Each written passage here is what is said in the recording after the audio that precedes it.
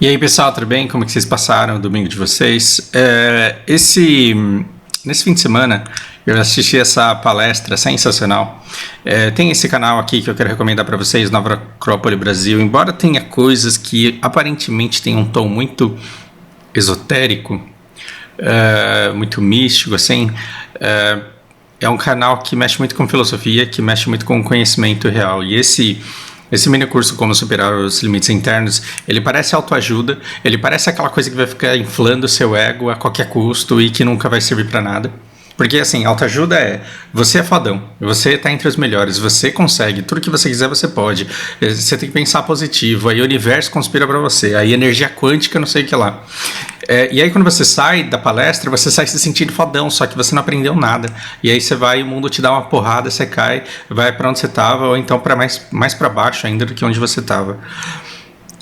Esse curso que eles falam que eles dão, e essa professora ela é simplesmente fenomenal.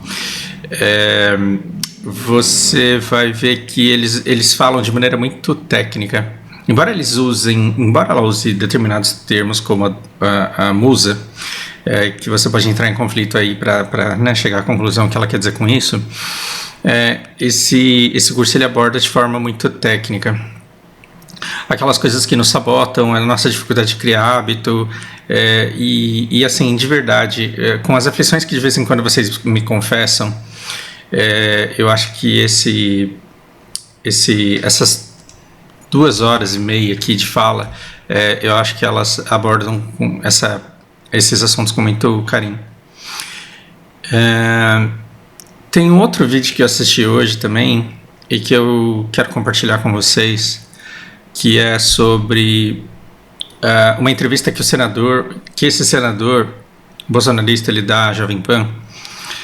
E assim, todo mundo tem que vender o seu peixe, todo mundo tem que fazer a sua campanha. Só que eu acho engraçado o quanto esse discurso ele simula um jornalismo, quando na verdade ele é um discurso de palanque.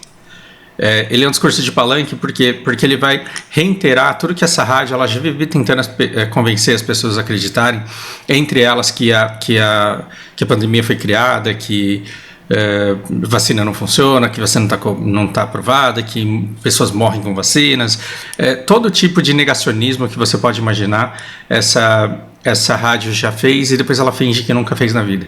É ela que apresenta, é ela que dá palco para Dr. Wong, para doutora Nise. E entre tantas coisas, você tem um discurso muito perigoso. E se, assim, da maneira como se coloca, da maneira que se estimula o público a pensar nos cargos e nas pessoas que ocupam os cargos, de forma visceral, como você odeia a pessoa porque ela é ruim, né? Então, quando ele fala de Gilmar Mendes, quando ele fala de outro ministro lá do STF, eles falam com ódio tão visceral que lembra o ódio que eles mesmos tinham contra o PT. E assim, o PT ele fez merda e o Lula fez merda, com certeza, mas a maneira como você instiga o ódio à pessoa e o desejo de vingança e o desejo do mal à pessoa, não que a esquerda também não faça isso, esquerdista comemorando a morte do Major Olímpio lá, dizendo que independente do cara ser corrupto ou não, a falta de respeito e a falta de noção na comemoração da morte de uma pessoa, como se a morte da pessoa ela significasse a morte da ideologia e como se isso fosse desejável. Mas aí quem sou eu para julgar, porque eu fiquei feliz quando o Dr. Wong morreu também e eu apanhei até hoje por isso. Eu queria que o Dr. Wong estivesse vivo para poder ver as pessoas morrendo e lembrar que grande parte dessas pessoas estão morrendo por estímulo do discurso dele, né? Porque as pessoas elas já eram bombardeadas por WhatsApp e aí quando entram na rádio ou na televisão, vem um cara que se diz médico, que se diz representante da comunidade científica, validando todos os memes e todos os fake news que eles receberam, ele tem grande participação em todas essas mortes que estão acontecendo agora. Mas aí vem esse cara e ele começa a querer fazer você pensar de forma visceral e ter um ódio, como se existissem determinadas pessoas que estão realmente querendo acabar com todo o país, e como se a participação do povo nesse ódio ela fosse tão importante quanto. Isso me leva a um grande medo, que o que você acha que fez com que tantas pessoas aparecessem, entre aspas, espontaneamente no Capitólio americano, depois do Trump simplesmente dizer as seguintes palavras: marcharemos sobre o Capitólio. Ele não falou vamos tomar, eles não falaram não vamos nos submeter à eleição, ao resultado das eleições. O Trump ele não falou absolutamente nada, ele só puxou um gatilho. Esse gatilho que ele puxou foi marcharemos até o Capitólio. E aí as pessoas entenderam isso como uma chamada de guerra e elas foram até lá e invadiram. A gente pode achar que não, que foi uma mera coincidência, mas se você quiser ser um pouco conspiracionista nesse sentido, levando em consideração que o Trump ele usa exatamente as mesmas estratégias do Bolsonaro, na verdade é o Bolsonaro que imita ele, os americanos, um grande grupo de americanos também recebe bombardeios de desinformação, dizendo que a China já está nas fronteiras dos Estados Unidos, que vai invadir, e que o Trump ele precisa tomar o poder para lutar pela América, todo tipo de aberração. E aí você fala, cara, mas não faz sentido tomar remédio de verme para curar o pulmão, também não faz. Mas entende, as coisas não precisam fazer sentido desde que todo mundo acredite. Entende? Fala um Deus aí que você não acredita.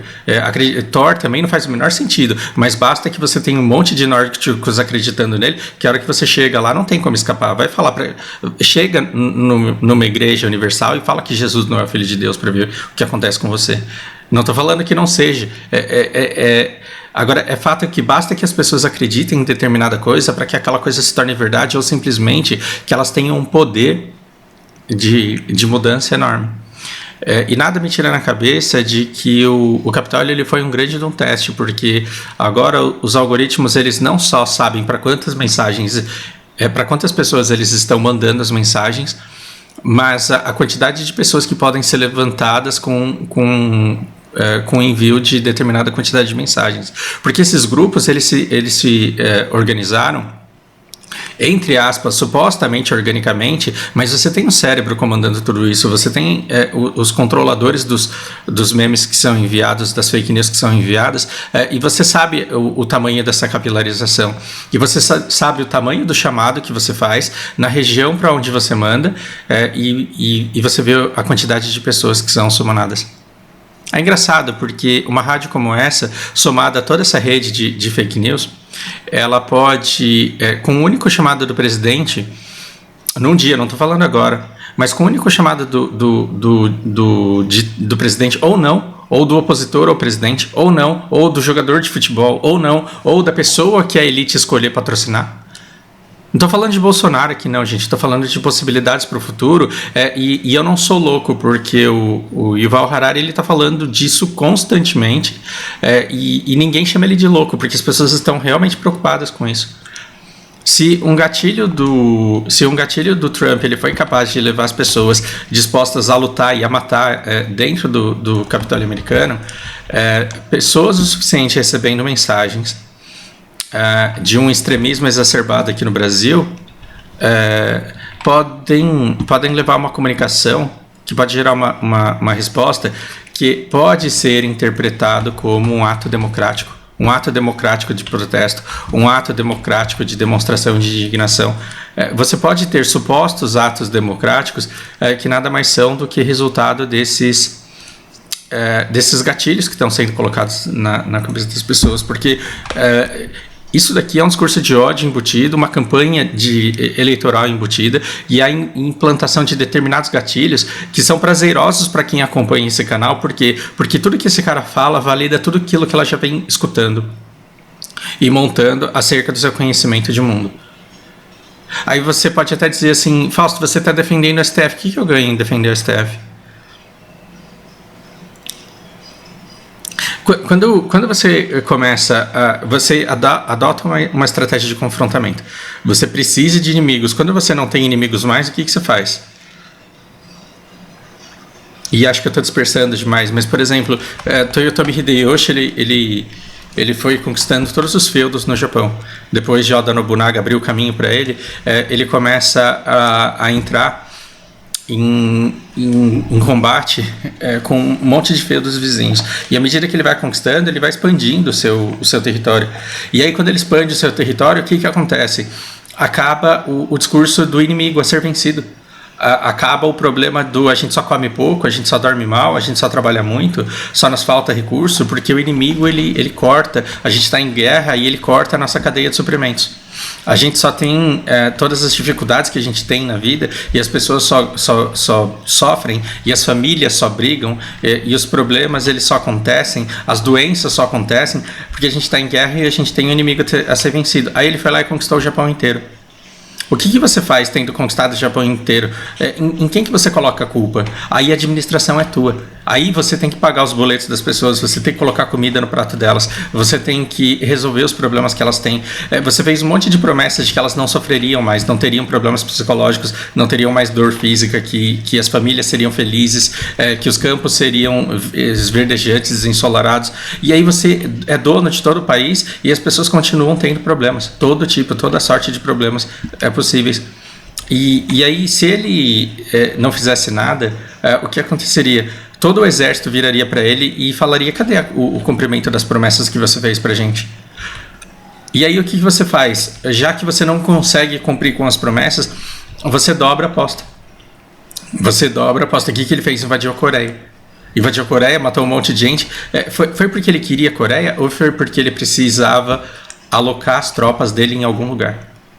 Porque ele tinha mais soldados do que agricultores, porque esses samurais eles não queriam plantar arroz e não queriam se resignar a uma vida simples de camponês, já que nas promessas de guerra você prometia honra e glória, e um samurai de honra e glória, ele não pode se submeter a plantar batata só porque agora a gente não está em guerra com mais ninguém. O que você faz? Você invade a Coreia. Você precisava da terra da Coreia? Não. Precisava dos recursos da Coreia? Não. Mas você precisava de alguma coisa para fazer com seus soldados. O bolsonarismo ele surgiu do confronto, ele surgiu da porrada. Vamos dar porrada no Lula, vamos acabar com o Lula, vamos acabar com o PT. Tem que tirar da mão do PT, tem que tirar da mão do PT. Agora o governo está na minha mão. Por que é que eu não consigo resolver os problemas sociais do Brasil? Ah, não, é porque tem um inimigo que não deixa. Tem um inimigo que não deixa. O Bolsonaro, se ele fosse um pouco mais inteligente, ele usava a pandemia de inimigo. Por quê? Porque aí ele teria um inimigo realmente que exigiria abnegação do povo e obediência incondicional para que a gente escapasse disso vivo. Mas por que ele não fez? Porque nenhum opositor seria imbecil de dizer que não precisava se preocupar com isso, que era só uma gripezinha. Então, assim, como ele depende do antagonismo para fazer política, não dava para ele pensar a mesma coisa que os inimigos dele pensam. Ele tem que pensar uma coisa diferente do que os inimigos deles pensam e você tem que ganhar na porrada e ficar colocando a culpa no outro. Ficar colocando a culpa no outro.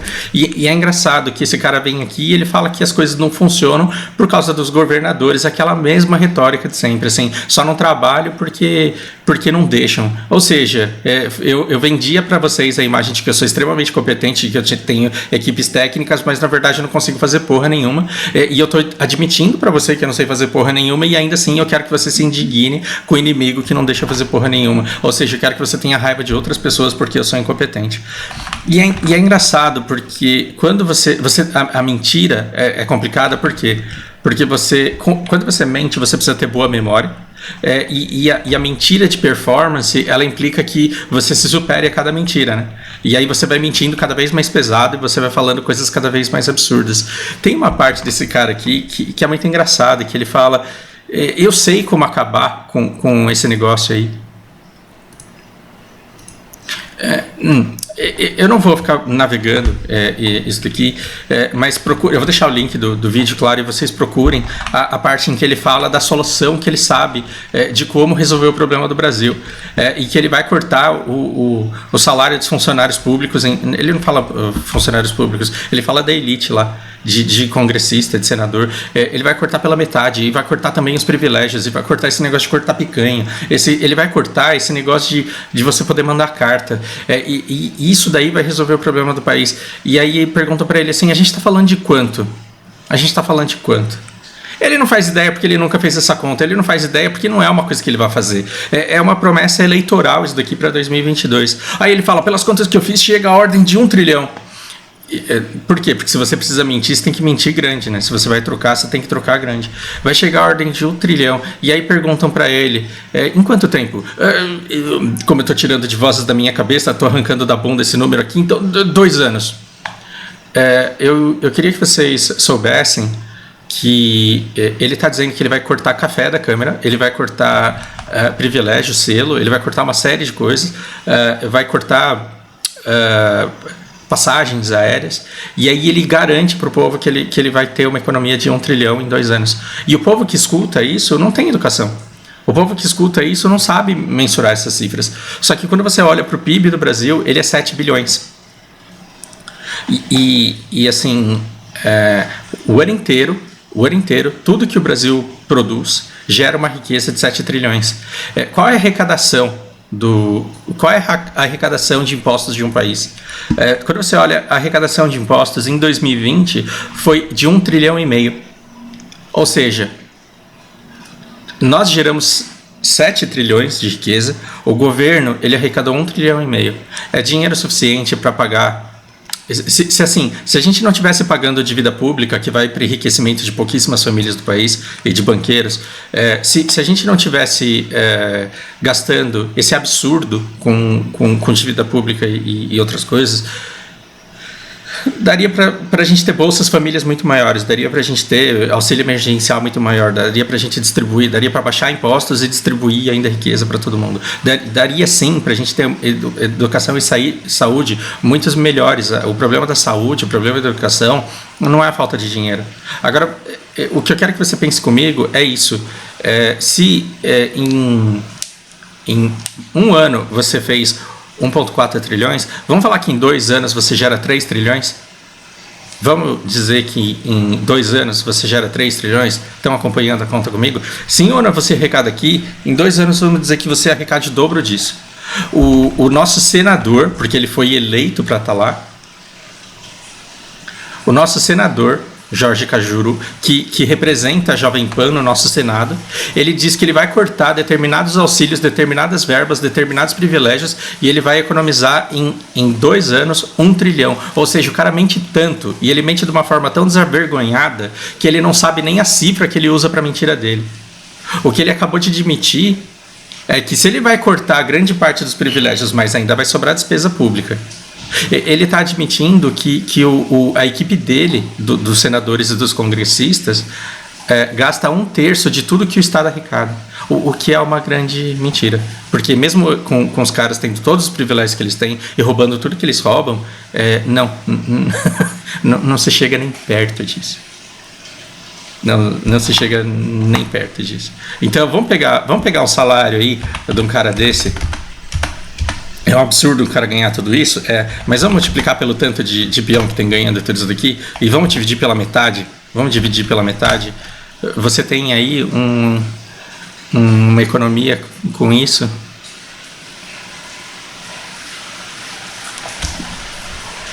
$34.000 vezes 600. E vamos dividir isso por 2. De 10 milhões. Aí vamos colocar em 24 meses. 244 milhões. 244 milhões. De 244 milhões, falta mais 756 para a gente chegar em 1 bilhão, porque a gente está em 1 milhão aqui, certo? Falta mais 750 e poucos milhões aí para a gente chegar em 1 bi. E esse cara está te prometendo uma economia de gabinete de 1 trilhão em 2 anos. Aí você pode dizer que foi um ato falho, que foi uma escorregada? Pode, só que quanto mais tempo você dedicar a um vídeo desse, mais mentiras você encontra. Mentira do tipo, se minha avó me visse contando uma mentira dessa, eu ia chorar de vergonha olhando para ela, falando, cara, desculpa por falar uma bosta dessa. E aí o que eu digo, o que permite que um cara desse vá em rede nacional com 2.700.000 visualizações e fale umas merda dessa e saia impune? A falta de educação das pessoas. Ou seja, a gente está aqui competindo pela nossa graduação, pela nossa faculdade, pelo nosso capital intelectual, para que a gente consiga um emprego para pagar os nossos boletos, e a gente está deixando para trás toda uma população que assiste esse cara falando e não faz ideia do que ele está dizendo. Por quê? Porque não entende. Mas aí quando chega nessa parte, eu vou economizar 1 trilhão em 2 anos, essa parte ela guarda e ela fala, mano, eu tenho que voltar nesse cara, porque ele que vai me salvar. Tá aí, os caras que salvam a gente.